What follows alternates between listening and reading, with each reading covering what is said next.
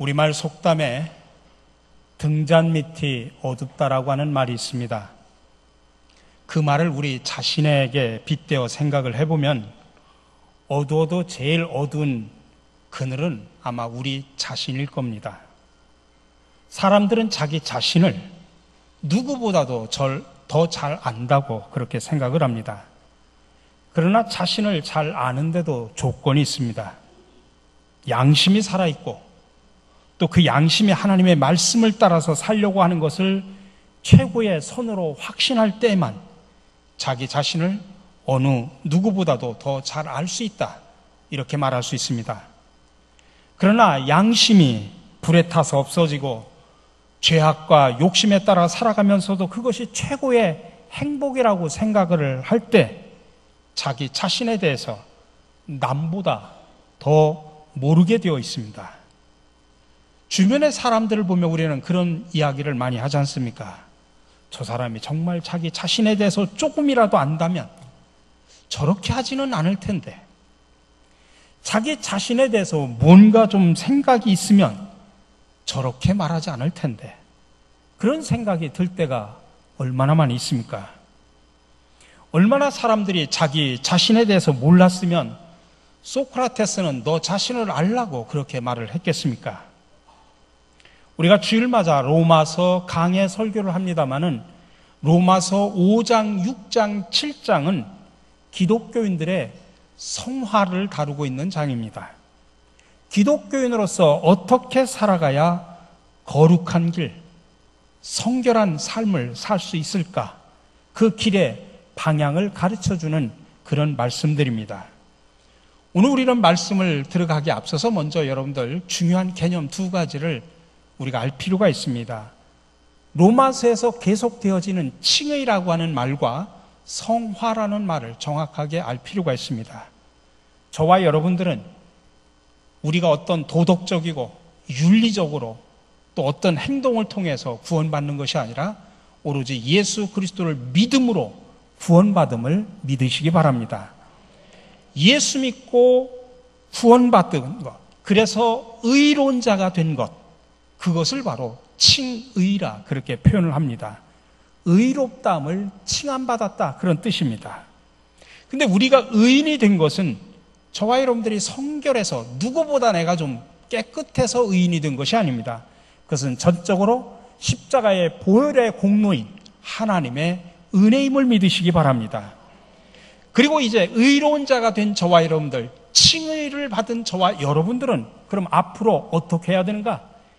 칭의를 받기 전까지의 우리의 의로운 행동은 의미가 없지만 예수 그리스도를 통해서 구원받는 것이지만, 이제는 구원받고 난 이후에 우리의 삶은 예수 믿은 또 예수 그리스도를 따르는 제자로서 거룩한 삶, 성결한 삶을 우리의 삶 속에서 살아가야 됩니다. 그것을 성화라고 그렇게 표현합니다. 그리스도의 능력을 힘입어 성령의 도우심으로 우리가 거룩해지는 것입니다. 지금까지는 내 힘으로 살아왔다면 이제는 그리스도의 능력으로 거룩하게 성결하게 살아야 됩니다. 이것이 바로 성화입니다. 어쨌든 로마서 5장, 6장, 7장은 이 그리스도인의 성화를 말하는 것입니다. 동시에 바울의 인간학이 담겨져 있는 장이기도 합니다. 성경이 말하고 있는 인간이란 무엇인가 라고 하는 그 질문에서 성화의 길, 다시 말하면 거룩하고 성결한 삶을 살아가야 하는 우리 인간의 모습, 그러나 그 길을 가로막고 딴 길로 가려고 하는 나, 그에 대해서 결과적으로는 속다르고 겉다른 이 그 인간의 고통 속에서 나는 도대체 어떠한 인간인가? 그렇게 묻고 있는 것입니다. 오늘날 인간이 무엇이냐라고 하는 그 질문에 대해서 학문적으로는 참 많이 발전을 해왔습니다. 한동안 그것이 철학의 문제였지만은 이제는 철학뿐만 아니라 생물학적으로, 사회학적으로, 심리학적으로 여러 가지 연구가 되어 왔고, 이를 바탕으로 해서 인간학이 비약적인 발전을 해왔습니다. 유명한 철학자인 데카르트는 나는 생각한다, 고로 존재한다라고 하는 중요한 명제를 우리에게 던져줬습니다.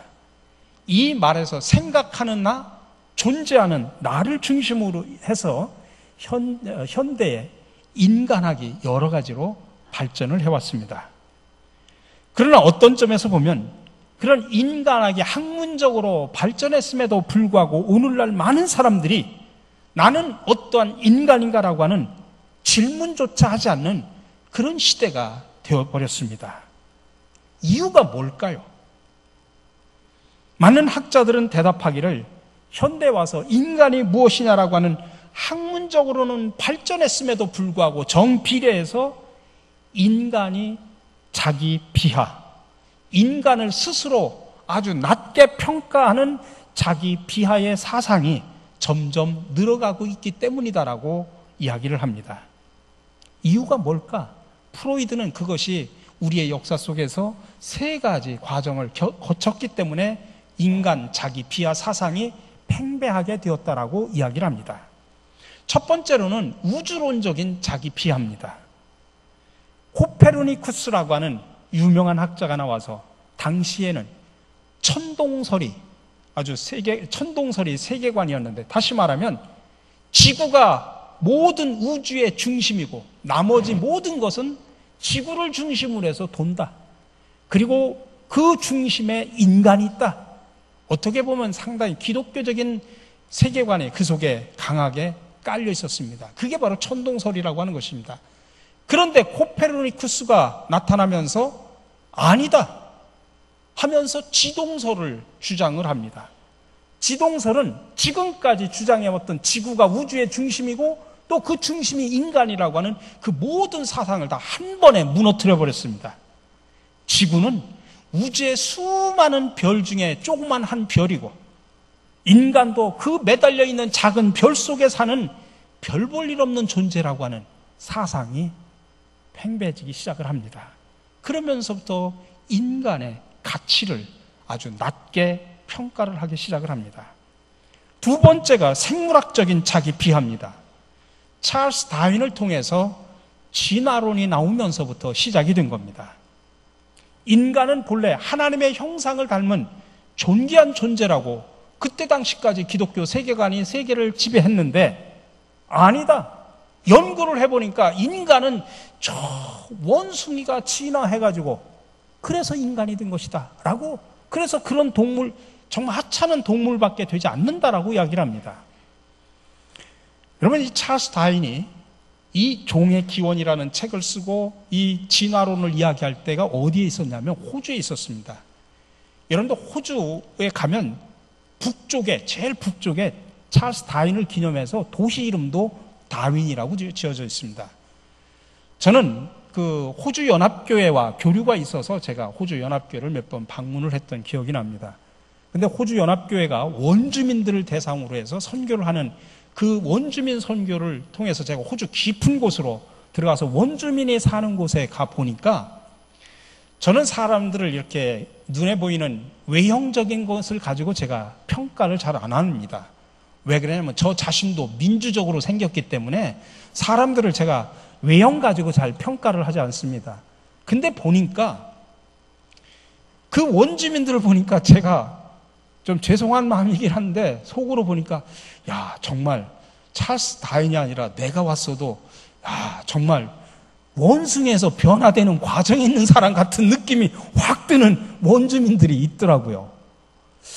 근데 어쨌든 인간은 하나님의 형상을 닮은 존귀한 존재라는 사고를 갖고 있던 시대에 찰스 다윈이 나타나가지고 아냐, 인간은 그런 존재가 아니라 원숭이로부터 진화해가지고 온 동물에 불과하다 하면서 인간의 가치를 떨어뜨립니다. 그 다음에 마지막으로 인간의 가치를 딱 떨어뜨린 게 뭐냐면 그런 외형적인 것뿐만 아니라 우주적인 것뿐만 아니라 심리적으로도 인간의 가치를 확 떨어뜨린 사람이 누구냐면 프로이드입니다. 프로이드가 무의식의 세계를 이야기하면서부터 인간의 가치가 확 떨어집니다. 그동안 인간은 합리적이고 이성적이고 지적인 동물로 생각을 해왔는데 프로이드의 연구에 의해서 그것이 여지없이 무너져 버립니다. 인간은 무의식이라는 세계가 있다고 하는 것입니다. 인간의 내면에는 의식이라고 하는 내면은 그냥 빙산의 일각이고 그 밑에는 어마어마한 인간의 무의식의 세계가 있다고 하는 것입니다. 그래서 그 무의식의 충돌에 의해서 인간은 움직여지는 거지 합리적인 이성에 의해서 움직이는 것이 아니다라고 이야기를 하는 것입니다. 합리적인 이성에 의해서 움직이는 것은 극히 적은 부분이고 그보다 훨씬 많은 부분, 또 깊은 부분에는 무의식의 충돌이 인간을 살아가게 만든다라고 심리적으로 분석을 한 것입니다. 그 무의식의 충돌이 바로 성욕이고 그것이 인간을 움직이는 원동력이라고 그렇게 말한 것입니다. 이런 역사적인 과정을 거치면서 우리 인간은 별 볼 일 없는 존재, 심각하게 말하면 별 가치조차 없는 존재로 그렇게 인간을 여기기 시작을 합니다. 그러니 오늘날 사람들은 나는 누구이고 인간은 무엇인가라고 하는 그 질문을, 근본적인 질문을 하고 싶지 않은 겁니다. 바로 이 인간, 나를 묻지 않음이 오늘날 우리가 안고 있는 문제의 근원이라 이렇게 말할 수 있습니다. 이처럼 인간학이 학문적으로는 발전하지만 동시에 인간의 자기 비하의 과정이 거쳐옴에도 불구하고 우리는 그리스도인으로서 반드시 인간이 무엇인가를 물을 수 있어야 됩니다. 나는 어떠한 존재인가를 우리는 분명하게 물으며 살 수 있어야 됩니다. 그냥 묻는 것이 아니라 성경에서는, 하나님의 말씀에서는 인간을 뭐라고 이야기하는가 분명하게 묻고 알고 깨달아야 됩니다. 성경은 인간에 대해서 뭐라고 보고 있는가? 오늘 그 이야기를 바울은 오늘 본문에서 하고 있는 겁니다. 바울은 우리 인간을 뭐라고 표현하냐면 팔린 몸이라고 표현합니다. 오늘 14절의 말씀 제가 세번역 성경으로 읽어드립니다. 우리는 율법이 신령한 것인 줄 압니다. 그러나 나는 육정에 매인 존재로서 죄 아래 팔린 몸입니다. 여러분, 성경 전체를 보면 성경에서는 인간을 두 가지 모습으로 정의합니다. 하나는 인간은 하나님의 형상으로 창조된 존귀한 존재라는 것입니다. 이게 성경이 말하는 인간입니다. 본래 인간의 모습이 그렇다는 이야기입니다. 그 다음에 두 번째로 인간은 죄를 짓고 난 이후에 인간은 죄인으로서 하나님의 은혜가 필요한 존재라는 것입니다. 다시 말하면 하나님 앞에서 하나님의 형상대로 창조된 인간, 이게 본래 인간인데 실제는 어떻습니까? 죄를 져가지고 죄 아래 팔려버린 신세가 되어버렸지 않습니까? 그것을 되묻고 있는 것이 오늘 바울이 본문을 통해서 이야기하는 것입니다. 본래적인 인간에서 죄 아래 팔려간 인간, 이것이 바울의 인간학의 핵심입니다. 여기서 인간이란 결국 예수 그리스도의 은혜로 말미암아 하나님 앞에서 새로운 인간으로 거듭나는 것, 이게 바로 기쁜 소식이고 이것을 믿고 고백하는 것이 바로 우리 그리스도인입니다.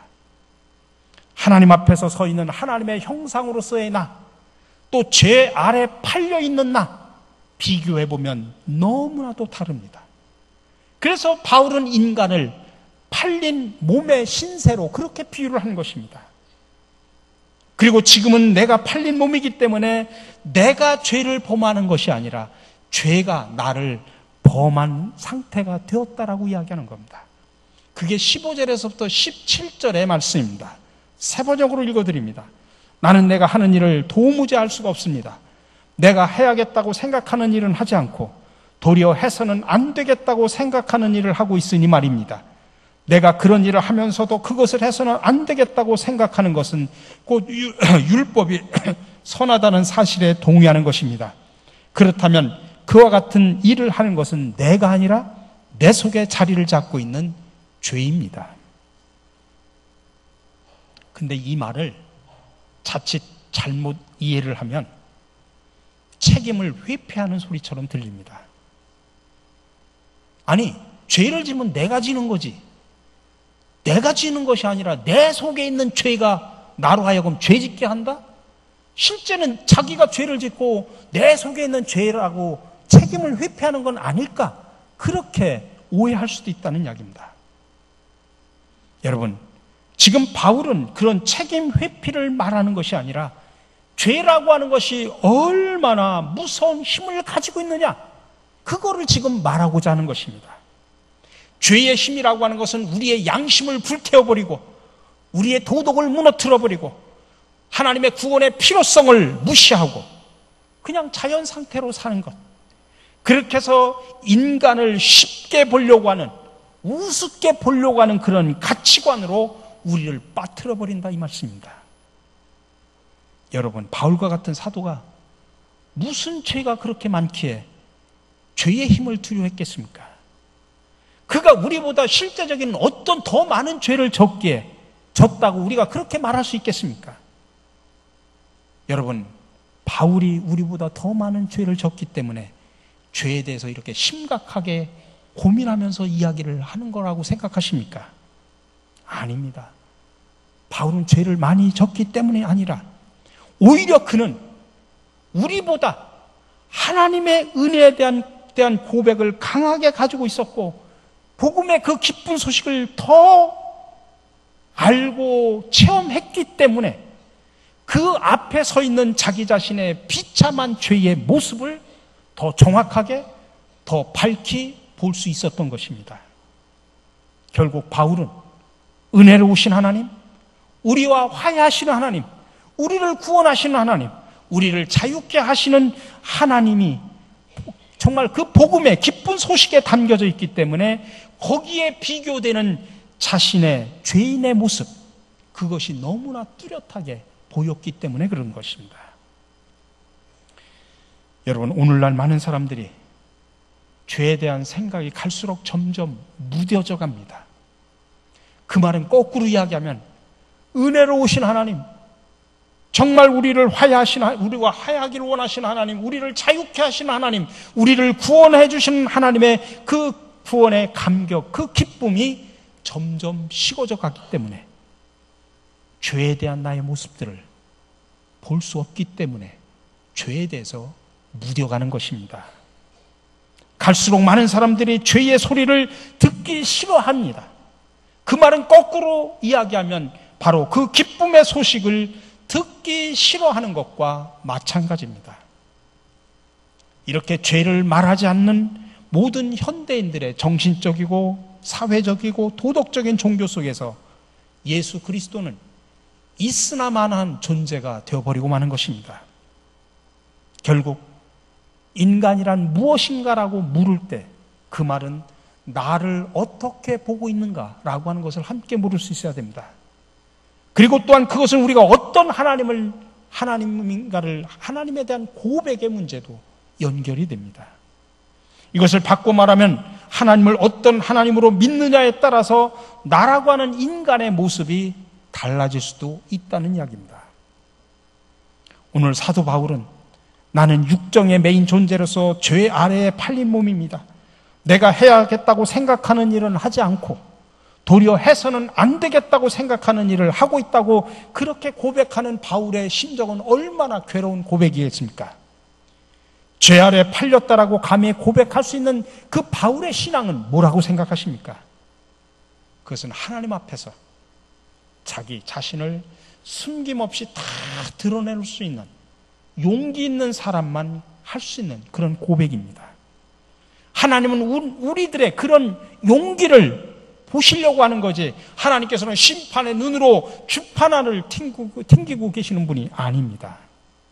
그러니 사랑하는 성도 여러분, 자기 자신의 현재의 모습, 실존을 철저하게 고백할 수 있는 사람, 설사 돌아보니 정말 지금은 형편없는 신앙을 가지고 있다고 할지라도 있는 모습 그대로를 내놓을 수 있는 사람, 바로 그러한 사람을 하나님은 지금 찾고 계신다는 사실을 기억하시기 바랍니다.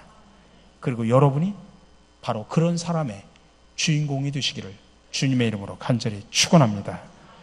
자비의 주님, 바울은 자기 자신을 팔린 몸이라고 고백했습니다. 그것도 죄 아래 팔렸다고 고백했습니다. 이처럼 엄청난 고백을 할 수 있는 그의 믿음을 본받기를 원합니다.